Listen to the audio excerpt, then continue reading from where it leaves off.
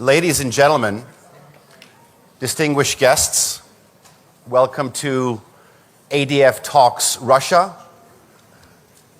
which is a one-on-one conversation at a time when the global diplomatic landscape is under, I think it's fair to say, extraordinary pressure and transition. We are joined today by His Excellency Mr. Sergei Lavrov, the Minister of Foreign Affairs for the Russian Federation.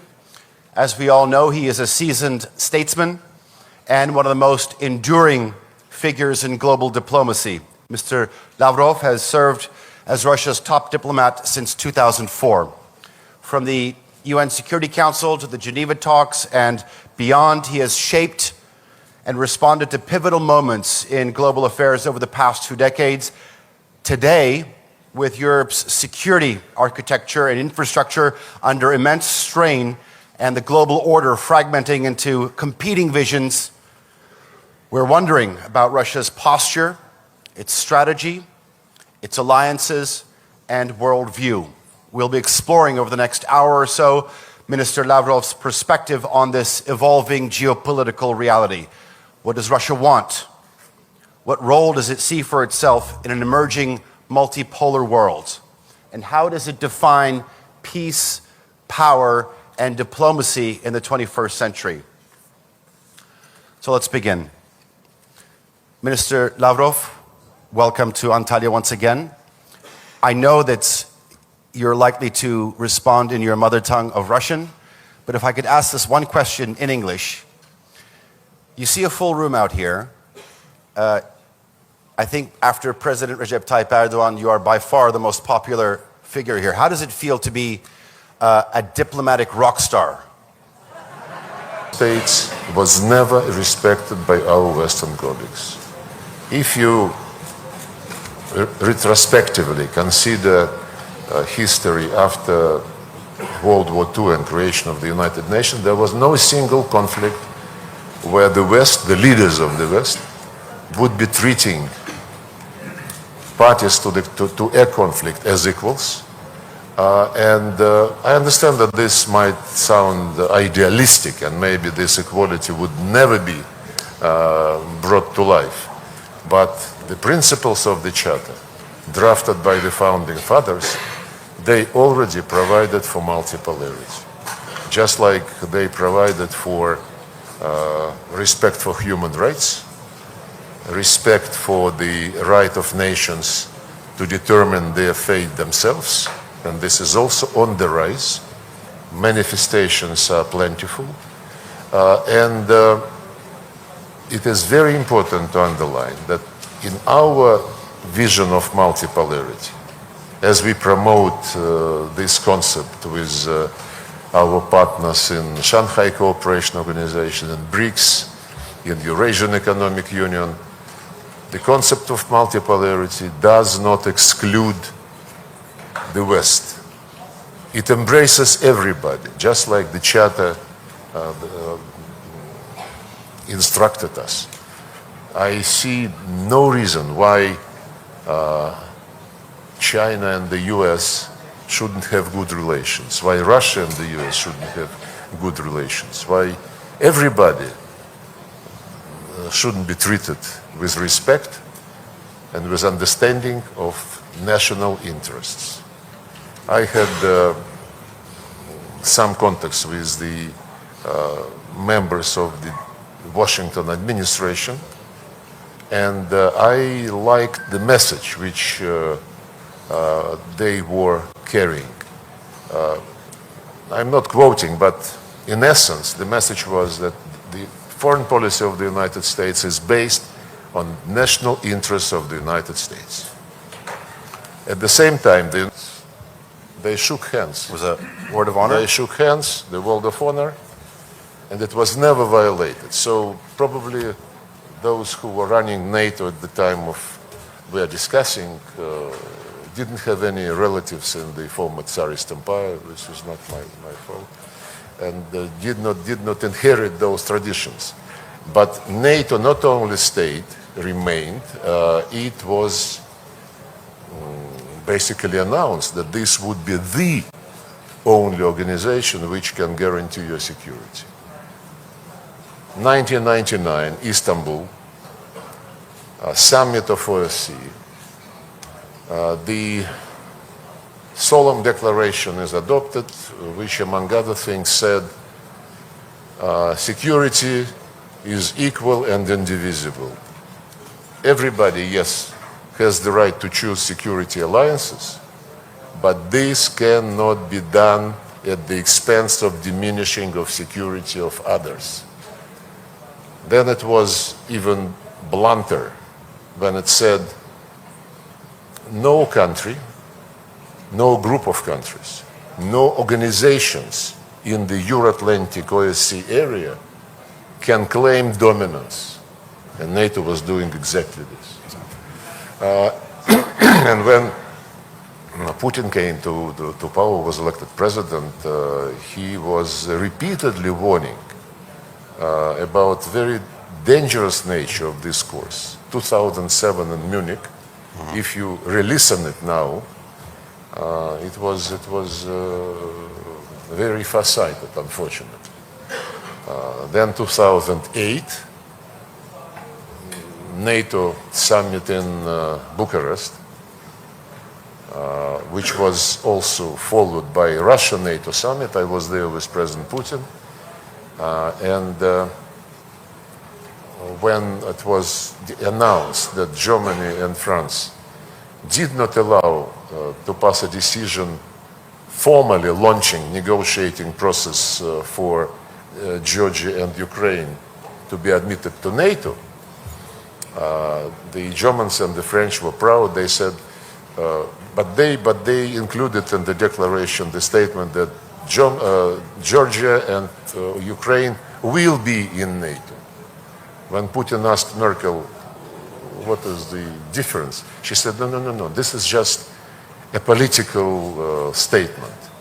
And what we managed to avoid was a legal process to be launched. But frankly, it's childish. Because Saakashvili lost his brains a few months after Bucharest, when he ordered the attack of the Russian peacekeepers in South Ossetia, violated the OSCE-endorsed agreement, and so on and so forth. Then, in 2010, in Astana, this was the last summit of OSCE so far, the Istanbul formula was repeated verbatim. No organization can claim dominance, no one strengthen his security at the expense of security of others. The lady is uncomfortable, you think? No, but there is some commotion all the time here.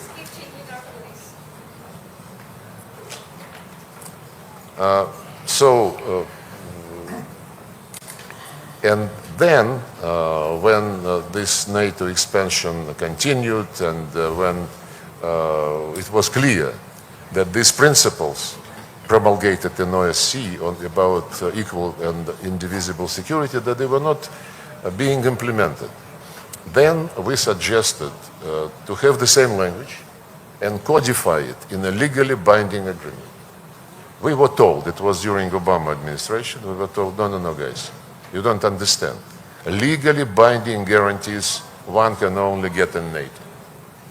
We said, but your president signed this OSCE declaration. They said, this is political statement. Cheating is the key word for what was happening. And our last attempt, but we still in 2008 and 2010 were proposing the draft agreements between Russia and NATO, Russia and the United States. The same we did in 2021 in December. To no avail. So yes, my point is that NATO did not, or rather NATO failed to strengthen security because NATO was manipulated by those who did not want to share security benefits. And they wanted to leave all the benefits for themselves, for others to listen and get instructions. OSCE, another Euro-Atlantic creature, has failed a few years ago when the basic principle of consensus was grossly violated by the people who replaced each other at the position of the chair in office, at the Secretary General position, all the institutions, national minorities, freedom of media, what else? You see, I even forget about some institutions, which means that OSCE is not on anybody's mind anymore. Yes, they failed. We are not suggesting, to have another closed club. All continents have their own continental roofs, if you wish. Not in Eurasia. And Eurasia is the biggest, the richest, I would say. Well, Africa is also very rich, but it is not yet opening up this potential. And if you speak from civilizational point of view, the number of great civilizations Coming from that area? coming from Eurasia, including this one, and including China, including Persia, India. Russia is younger, but you would forgive me if I also say that it's a great one. Indeed. Minister Lavrov, you've stated here quite... Would you like some water, sir? Is that what you're looking for? Okay. NATO's desire for eastward expansion is the root problem, and then you went on to say that the OSCE is another chapter in this cheating. Do you feel that there is a viable path, I'm not saying return, a viable path to cooperative security on the European continent? Cooperative security is one of the terms used in NATO, in European Union, in OSCE. It all depends. Frankly, we are just at the beginning of the process. We don't want to rush things. We want everybody to join in free discussions, to present his or her views, and I mentioned repeatedly that a couple of years ago, President Lukashenko of Belarus convened a first conference on Eurasian security. The second one was last fall. I participated in both. And the third, it is an annual feature.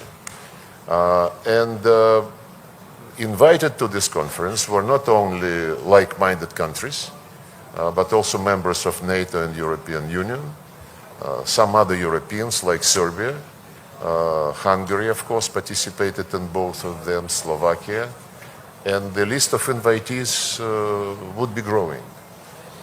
It is not against anybody.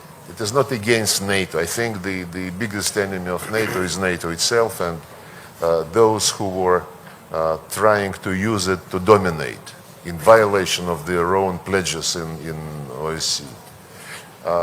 But the fragmentation process, which I mentioned, which is taking place in the world economy, it is also reflected in the security area, the discussions of NATO, the scares of Europeans, that they would be left to their own devices.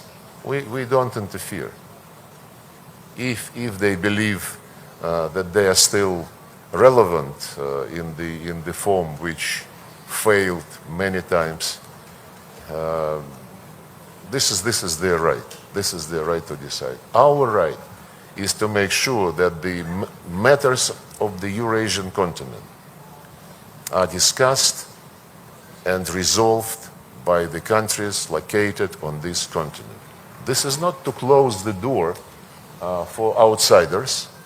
Take, for example, Central Asia. The 5+1 format is, I think, mushrooming 10 or 12 groups like this, with the US, with European Union, separately with France, with Germany, Japan, South Korea, Turkey, Russia, of course. I just had yesterday the meeting with 5 foreign ministers of Central Asian countries. So outsiders always are participating in something which they believe is of interest to them, and if they can find a form of cooperation which would be mutually beneficial. We cooperate with many countries in Africa, in Latin America, so do Western countries. Turkey is in Africa is very much present. So do the Arab countries. The matter is, when you come to somebody's region, you should respect the views of the regionals, and host countries, if you wish, and not impose your rules, like our European and British colleagues are running all over the world. It used to be also Biden administration involved in this, running all over the world, saying, don't trade with Russia, don't sell to Russia, don't buy from Russia, don't meet with Russia. I know, because those are the facts. And this is not multipolarity. This is obsession with your global role, which you invented yourself and which worked during colonialism, during post-colonial times for some period. But now there is a second awakening of the Global South. After the decolonization process, the Global South was happy, freedom, but now they understand that the global economy was crafted the way which left them with peanuts from the use of the natural resources which they inherited from God and history. Absolutely. I remember during the second Russia-Africa summit in 2003 in St. Petersburg, President Museveni of Uganda was giving statistics of the world coffee market. Mm-hmm. All in all, assessed at about 450 billion euros, of which Africans were left with 40, less than 10%, because their contribution was raw beans, harvested and sent for roasting, packaging, advertising. Germany alone was getting more from the world coffee market than all African countries together. So this awakening is inevitable. Yes, the tariff war, which we witness now, is going to, change many things. We hear that many countries would like to sit down with the United States and negotiate. Fine. We would only be happy if people reach some deals peacefully and to their mutual satisfaction. World Trade Organization, unfortunately, is paralyzed. It was paralyzed by previous American administrations for many, many years. And there is no global institution which would be authoritative enough for everybody to accept its ruling. So I believe we just must have these discussions about security, Eurasian security, but in the context of the multipolarity movement, which is shaping itself up objectively. You've mentioned on many occasions that your country's relationship with Western neighbors essentially depends on their willingness to acknowledge and rectify some mistakes. You've gone over some of them in the past 15, 20 minutes. But I want to ask, and we talked about the US administration, how is it like to have Donald Trump on the other side? Is it easier? Because in the last 48 hours, we're talking about the possible lifting of sanctions against your country's flagship airline, Aeroflot. We had the release of Ksenia Karelina, the ballerina. Is there a potential for more movement? There is always a potential. And as I said in my opening remarks, nothing wrong if the US and Russia have good relations, if US and China have good relations. And what is going on between us and the Trump administration is really a very banal thing. Countries talk to each other without dictating to each other, without asking for any precondition. They just talk to each other. China and the United States, they have many differences. Russia was doctrinated by Biden administration as the immediate threat, China as the long-term biggest challenge to the American dominance. So competition in the world of economy, you see what kind of forms it acquires. And Taiwan, the situation in the Strait of Taiwan, the situation in South China Sea, who is going to have more influence with countries of East, South Asia. And they exchange statements, China and the United States, which are not very pleasant to each other, including on Taiwan. When the West, headed by the United States and other Western countries, they say we recognize, we follow one China policy, but they immediately add, but don't even think of touching the status quo. And what is status quo? It is not. It is not one China policy. And from time to time, we hear from Washington the threats to Beijing. Don't even think of using force. This would be catastrophic. So they exchange niceties publicly, but they never stopped talking to each other at the level of foreign ministers, ministers of defense, national security advisors, and presidents. Somehow Biden administration decided that with Russia it should be different. Russia must learn a lesson, and this lesson, this punishment, would be in the form of isolation. Stupid, to put it very politely, and not talking to each other. So Trump, what Trump is suggested is come back to normalcy, to stop this idiotic posture, which was, I think, not, which was a disgrace for the American role in the world affairs. Let me put it this way. Yes, we discuss bilateral relations, starting with the normalization of the work of the conditions in which our embassies work. Obama administration started throwing out diplomats. He stole 5 pieces of diplomatic property which are still under arrest.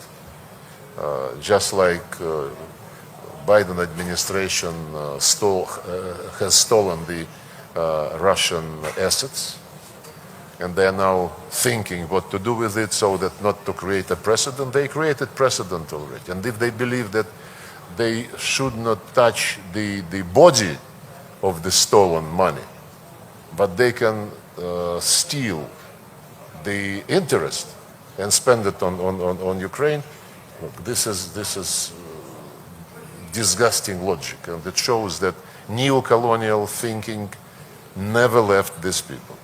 But the embassy activities, issuing visas in certain time frame, not waiting, not so that diplomats don't wait for years to get a visa, to normalize the issuance of the U.S. visas to the Russians who are admitted to the United Nations Secretariat. There were also problems. And yes, we want to see what joint project we can consider and discuss together. This was the proposal from the Americans. We never rejected proposals to cooperate in economy, in conflict resolution, never.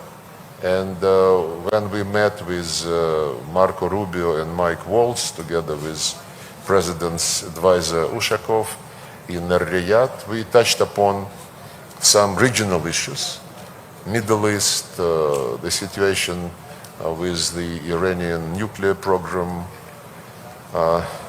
some other topics, and of course, we discussed Ukraine, and I will repeat again what I said then, and I repeated this publicly also. When we speak about eliminating root causes of any conflict, including Ukrainian conflict, this is the only way to resolve the problem and to establish long-lasting peace. Remove root causes. President Trump was the first and so far, I think, almost the only one among the Western leaders who repeatedly, with conviction, several times stated that it was a huge mistake to pull Ukraine into NATO. And this is one of the root causes which we quoted so many times. They also mention now another thing which related to the root causes, namely territorial issue. They publicly, including Steve Witkoff, they recognize that the territorial issues would have to be handled in the context of the long-lasting settlement. And this is the Americans. The Americans, yes. And I would like to, by the way, when Ukrainians and the US delegations in Riyadh agreed on some paper in favor of 30-day ceasefire, this was done in the context of the Americans saying NATO and territories inevitable. No NATO and discussion on the status of territories. Ukrainians and the people like Macron, Starmer, and Ursula von der Leyen, now they say Ukraine is in favor and Russia is against the ceasefire. But they lose sight, I think, on purpose, from the nuances, as Putin called them, NATO and territories. Because it is in the context of these aspects that the American proposal was put forward. Immediately after this was mentioned by the Americans, Zelensky administration said, NATO is none of your business. Territories we don't discuss. We need arms, arms, and arms. And then, since it was in time of discussions of this peacekeeping thing, Zelensky said, we don't need peacekeepers, we need fighting units. So the schizophrenia of these mutually exclusive statements is very obvious. But on territories, I want to make a very important point. Sure. We are not about territories. We are about people who live on these lands, whose ancestors lived there for centuries, who founded cities like Odessa, Catherine the Great, who built factories, who built roads, ports, and these people, by twist of history during the Soviet days, became not part of Russia, but part of Ukraine, because this was considered a consolidating factor to neutralize the ultra-radicals living in the western part of Ukraine when it joined the Soviet Union after the war. The people who live there, they are being deprived of all human rights. I quoted the UN Charter, which in Article 1 says everybody must respect human rights of every individual, irrespective of race, gender, language, or religion. Religious and language rights of anybody who is ethnic Russian and lives on the territory which used to be Ukrainian Soviet Socialist Republic, they were deprived of their basic rights. The Russian language has been prohibited at all stages of education, in the areas of culture, media. Russian books have been thrown out of the libraries. The Nazis in Germany were burning them, but Ukrainians are much more smart. They utilize them and get money for this, you know. So, but everybody is happy. And recently, the canonic Ukrainian Orthodox Church was prohibited by law. They literally exterminate anything Russian. When in 2021 in September, long before the operation which we had to launch, Zelensky was asked in an interview what he thought, and at that time the Minsk agreement was still valid, though later Germans, the French and the Ukrainian president before Zelensky admitted that they never intended to implement them. They needed more time to arm Ukraine. Speaking of the ceasefire for 30 days, logic is the same.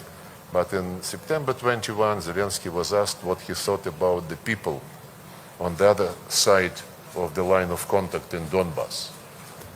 And he said, trying to sound clever, you know, there are people and there are species.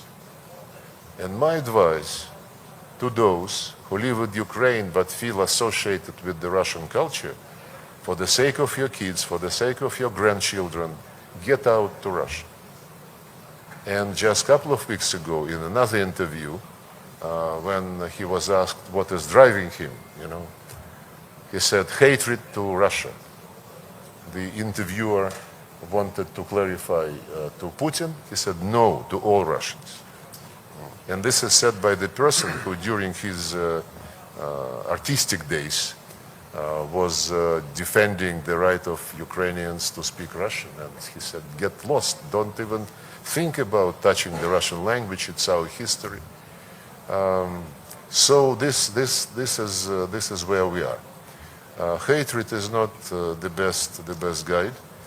Can you imagine? By the way, I want to. Maybe somebody knows. Israel never prohibited Arab language.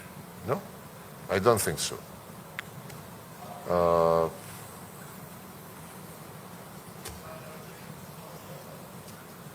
So I think Ukraine is the only country on earth which is multinational and the language of one huge ethnic group is prohibited.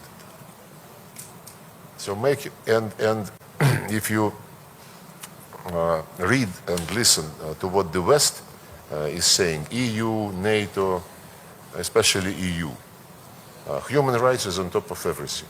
When they discuss Venezuela, Russia, Serbia, Turkey, human rights, they never forget about human rights. Check what they're saying on the situation in Ukraine. They say Zelensky and his team defend European values. If your value is exterminating the language of those who founded the country, if your value is to glorify Nazis and their collaborators who were convicted by the Nuremberg Tribunal, to whom you put monuments, whose birthdays you celebrate as national holiday, while ruining, toppling the monuments to those who saved Europe from Nazism, toppling the monument in Odessa, which I mentioned already, to Catherine the Great, who founded that city. By the way, soon after this monument to Catherine the Great, the Empress, was toppled, UNESCO granted the Odessa central region where the monument was located the status of the World Heritage. It's such a shame to the lady who happens to be French and happens, I think, by default to become Director General of this respected organization.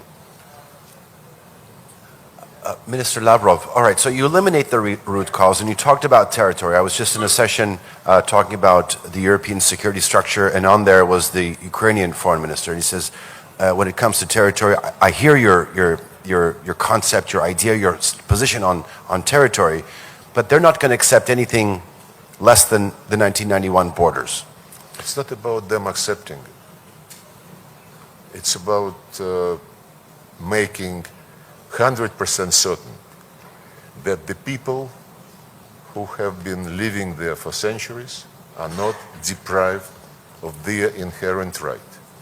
And if Ukrainian Nazist regime, I cannot describe it otherwise, enjoys the cover from the European Union, which, as I just mentioned, never dropped a word about the situation with human rights in Ukraine, then this is not our problem. Okay.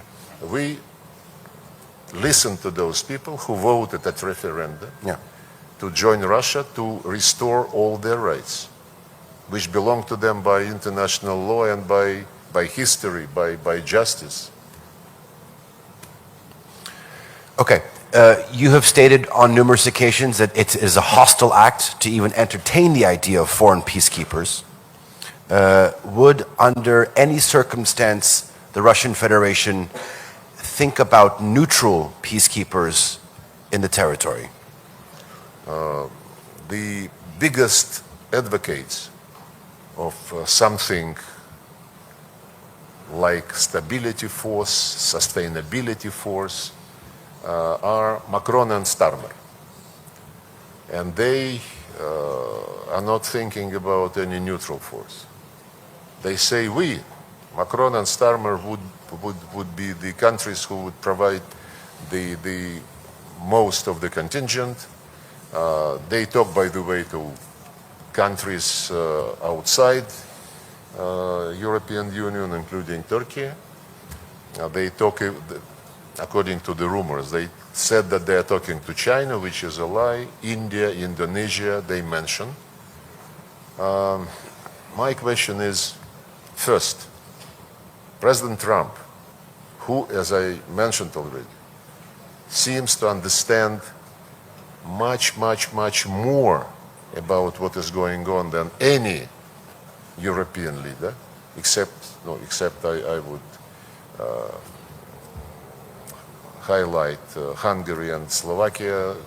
These leaders are quite thoughtful, but it was President Trump who said first many things on NATO, on territories, and he said that when asked about this idea of a contingent, a force, a group, whatever you call it, there should be some discussion between the parties. They say, I think Macron said, no discussion with Russians. Ukraine is a sovereign country. It has the right to invite anybody. And they are inviting us. In brackets, I would repeat what Zelensky said. We don't need peacekeepers, we need fighting units. So make your own conclusion. But Kit Kellogg, by the way, yesterday said that why don't we divide Ukraine like we divided Berlin after World War II? Then he said he was misunderstood, misspoken, but everybody is missing the key point. imagine, yes, the leaders of Brussels bureaucracy, they say we must reach a deal which at the end of the day must guarantee Ukraine sovereignty. They, by the way, didn't mention territorial integrity, but sovereignty. My question is to them. You mean you want to have peacekeepers to keep the same regime which is now headed by Zelensky? You don't want to ask this regime whether it would be interested in implementing the international commitments, including UN Charter, regarding the rights of minorities for national minorities, language and religious rights. Nobody is raising the issue. So my conclusion is that by ignoring the gross violation of all the international norms about human beings, by ignoring these norms and violations by Zelensky of these norms, and at the same time by discussing deployment of something military, call it peacekeeping, call it stabilization force, on the remaining part of Ukraine, they want to use this force not to keep peace, but to keep and protect the Nazist regime. And this is key. Everything else is smoke screen. You mentioned the important talks that were going on in Riyadh and some of the conversations you had with the American delegation. Also, what was talked about is safe navigation in the Black Sea. We know that there was a process going on in building this with the Turkish side, with the Republic of Turkey. What is your stance in terms of developing this? It was one of the proposals mentioned by President Trump in his latest phone conversation with President Putin. And President Putin said, okay, but we have to specify the deal the way which would not allow the failure of the first one to be repeated. And the first one was in 2022. It was a package, guarantees for Ukrainian exports, and the second part of the package was memorandum between the UN and Russia to guarantee the exports from Russia by ensuring normal freight rates, insurance rates, by ensuring the right of the Russian bulkers with fertilizers, with grain, to call on European in Mediterranean ports and so on and so forth. Just the normal terms of trade, no concessions. And the Ukrainian part of the deal was implemented. The Russian not even started. We don't blame the United Nations, whose representatives were trying, and they continue to try, because formally the Russian UN deal lasts until July this year. It was a 3-year deal, while deal on Ukraine was 1 year. And of course, after the first year elapsed, we said thank you very much. We don't want to play one way. And then Secretary General Guterres was trying, Secretary General of UNCTAD, Rebecca Greenspan was trying, but the UN position, the UN Secretariat position, was very, tricky. Basically, they were saying we cannot touch sanctions. De facto, they recognized unilateral sanctions as legitimate. So they told us, we will try to find a way bypassing sanctions so that we don't violate them. And they have been trying to do this for almost 3 years, and to no avail. So when it is not for the first time that this Black Sea topic is popping up again. Last year, President Erdogan, I think in March, proposed to President Putin to resume the deal. He said that Zelensky is ready to cooperate. The proposal was different from the original deal, because the original deal provided for inspections of the Ukrainian cargo vessels going back to Ukrainian ports to make sure that they don't carry any weapons. Last year, the proposal by President Erdogan to President Putin was to trust me.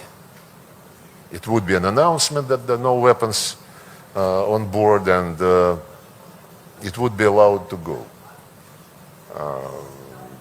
It was not an easy situation, but President Putin said that he will support it, provided President Erdogan use his good offices to discipline Ukrainians so that they don't violate.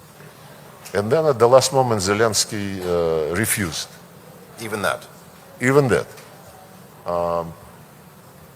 Actually, he first added, President Erdogan called President Putin and said Zelensky also wants to add commitment not to attack nuclear power stations. Putin said, okay, it has nothing to do with Black Sea traffic, but okay. And then when he agreed to this addition, Zelensky refused. So we are coming again and again to this situation. In the meantime, Ukrainians, frankly speaking, I don't think they complain about difficulties for their grain being exported. They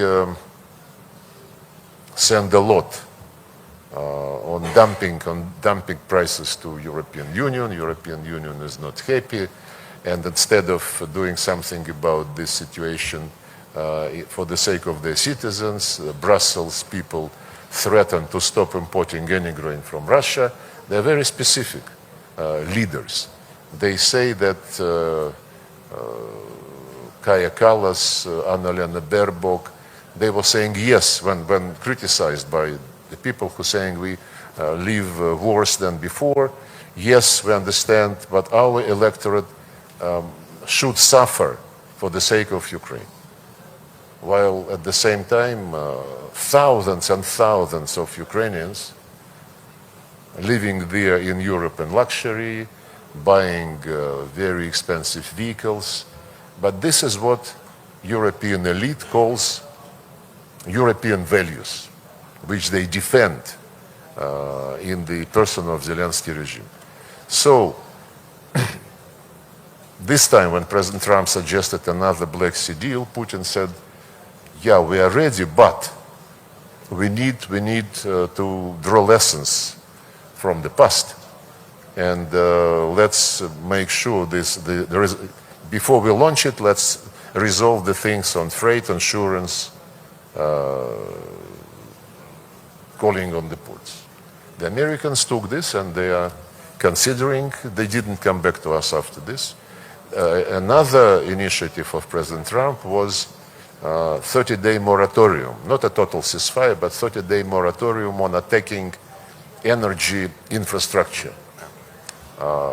During this phone conversation, President Putin immediately agreed, and he gave orders to the Chief of General Staff to stop attacking Ukrainian energy infrastructure, even infrastructure related to the military. At that moment, 7 drones, Russian drones, were airborne. And Putin gave order to shut them down, which was done. Since then, we have been keeping the word, and Ukrainians have been attacking us from the very beginning, every passing day, maybe with 2 or 3 exceptions. And I gave to our colleagues from Turkey, to Minister Fidan, what we give to Americans, to UN, to OSCE, the list of facts, listing the attacks by Ukraine during the last 3 weeks against Russian energy infrastructure. I understand he hates all Russians, so he gives orders. Either he gives orders and they are not taken, or he is lying that he is giving these orders. It's a tragedy. It's a tragedy, and Has there been any direct or indirect contact by the Ukrainian side here in Antalya? not to my knowledge. I came here to work.